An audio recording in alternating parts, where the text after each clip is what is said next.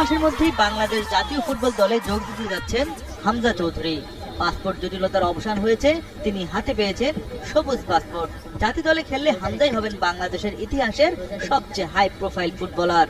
বর্তমানে English premier লিগের দল লেস্টারের হয়ে খেলছেন 26 বছর বয়সী এই ডিফেন্সিভ মিডফিল্ডার।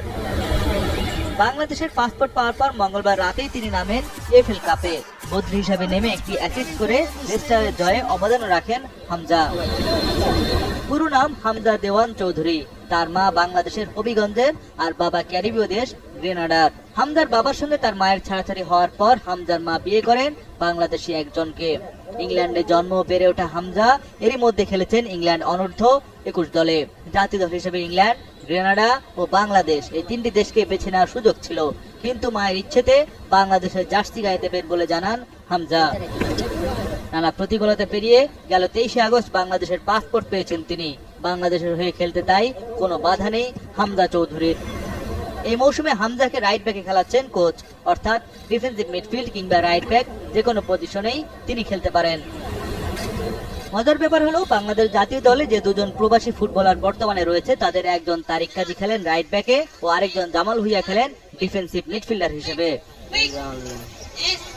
জাতীয় দলের বর্তমান অধিনায়ক জামাল ভুঁইয়া। ডেনমার্কে জন্ম, শৈশব কেটেছে জামালের, সেখানে গড়ে উঠেছে ফুটবল ক্যারিয়ার। তার বাবা মা দুজনেই বাংলাদেশি। বাবা মায়ের ইচ্ছায় তিনিও ডেনমার্ক থেকে চলে এসে বাংলাদেশের ফুটবলের সঙ্গে জড়ান নিজেকে।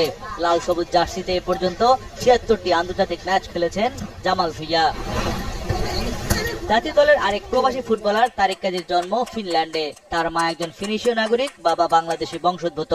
তারিক নিজেও ফিনল্যান্ডের বয়সভিত্তিক দলে খেলেছেন। ক্লাব ফুটবলে ইউরোপা লিগের বাছাই পর্বে খেলেছেন তারিক। 2021 সালে প্রথমবারের মতো বাংলাদেশের হয়ে মাঠে নামেন তিনি। এছাড়া জাতীয় দলের হয়ে খেলে আলোড়ন তুলেছেন এলিটা কিংসলে। নাইজেরিয়ার এই ফুটবলার দীর্ঘদিন বাংলাদেশের ক্লাব ফুটবলে খেলেছেন, ভালোবেসে বিয়ে করেছেন এদেশের মেয়েকে। অনেক কাঠখড় পুড়িয়ে দীর্ঘ অপেক্ষার পর বাংলাদেশের নাগরিকত্ব পেয়েছেন এলিটা।